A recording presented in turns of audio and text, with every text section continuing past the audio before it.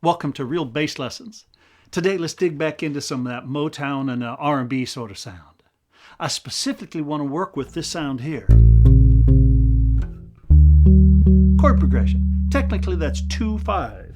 A minor to D7. Sure, like this.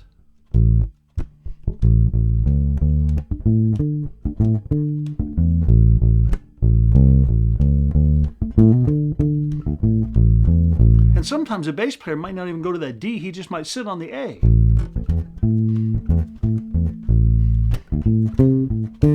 What that would sound like is here's that harmony, here's that A minor, and here's that D7 harmony. So it sort of has that sus sound, definitely that R&B, blues, Motown sort of sound. Let's try it a little bit. I think I'll just play a little bit of bass line, and then we'll sort of analyze it. And then I'll put it on, and we'll play some stuff over the top of it, okay? Here we go. 2, 1, 2, 3.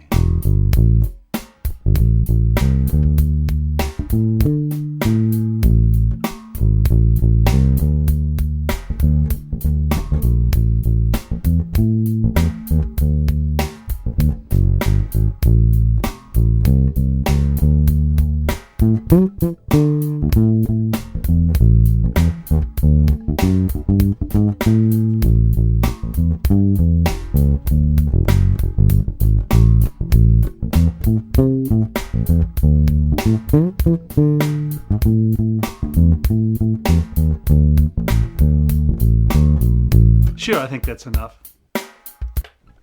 Now dig. What I'm doing here is obviously I'm playing the roots on the A minor, then the roots on the D7, and I'm just simply playing some little walk-ins. One of the things I did a bunch was I did this. Sure, just did a little. And then of course I did that classic Motown, that. Sure, I did it here too.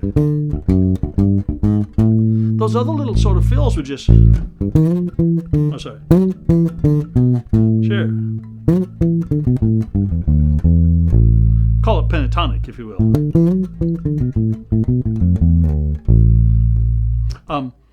How I work on this, how I have worked on it, I recommend you work on it, and that is just pick one simple little fill, one phrase, and do it over and over. I'll give you an example. I'll just do the same little 2-bar pattern, if you will, over and over. By the way, I stole most all these patterns from Jamerson, and I've written them down in this book here. 2, 1, 2, 3, 4.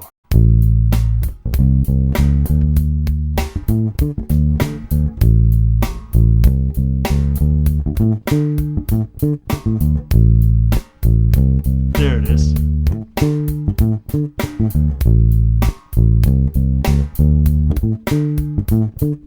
Play it with me.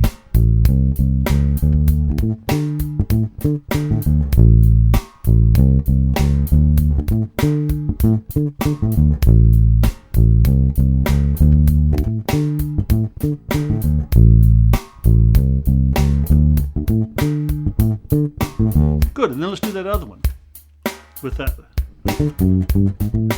1, 2, 3, 4.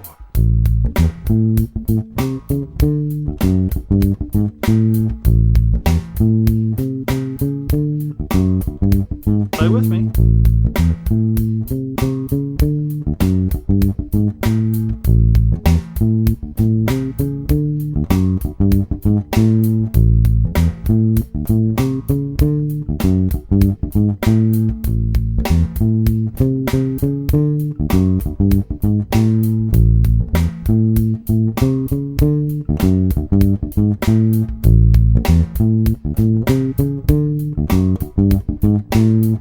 Of course.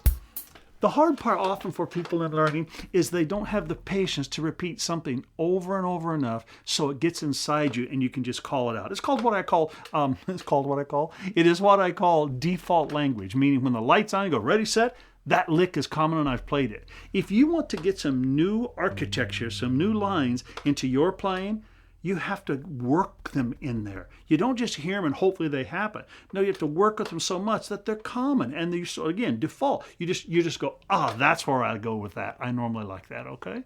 Cool. Now I'm going to put that little background that we've just been hearing, some of that, loop it, and I'm going to play just a little bit of solo stuff over, okay? Let's go to that video now. 2, 1, 2, 3.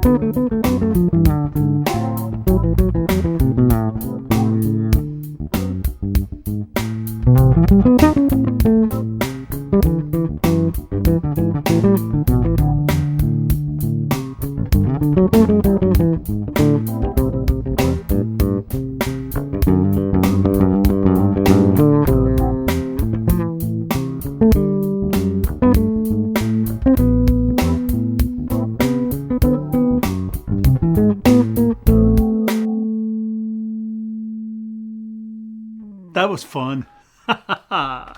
Now, I had some very specific goals in mind, and I illustrated them.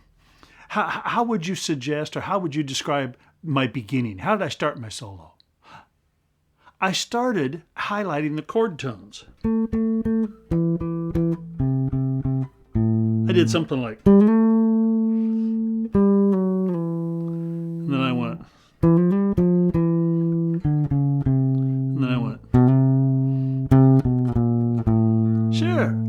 I often use a device. That one's a very elemental one, and I do that all the time. I just, look for simple things to tag onto. And then I think I went the other direction. I did something like, and then I went. Oh, I know. I used also this little augmented, this 5 chord, and then I resolved it, which is a tension note.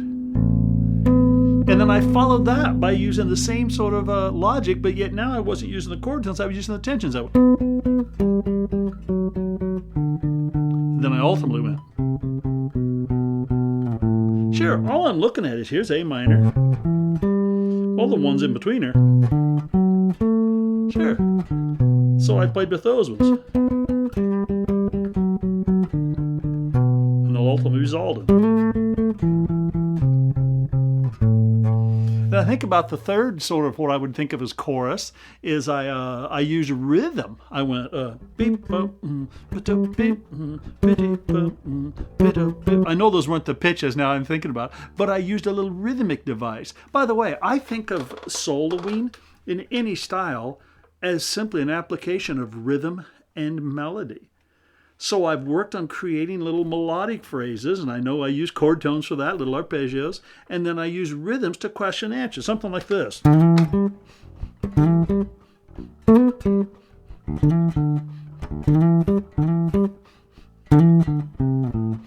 Sure, I told a little story there. Question, answer, question, ultimate answer.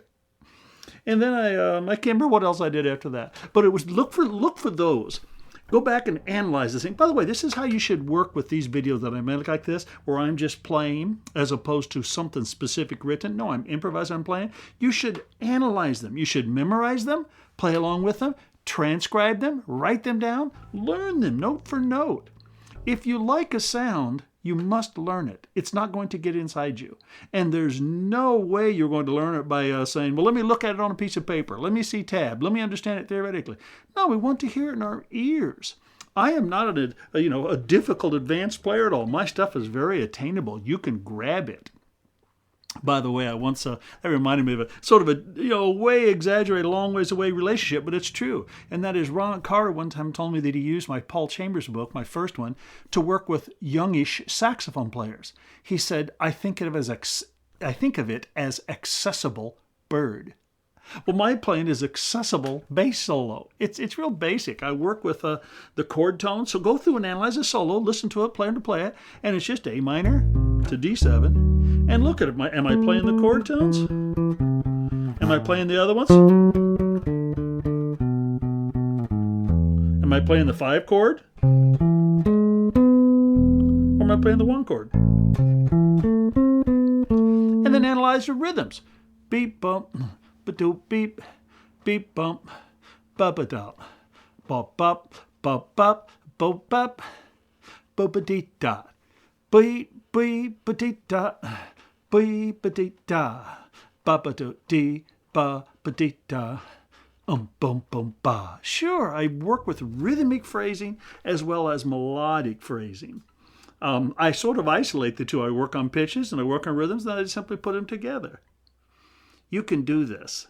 It's a matter of digging into the music and learning it so well. I'll repeat it. You need to play along with me. You need to memorize these licks.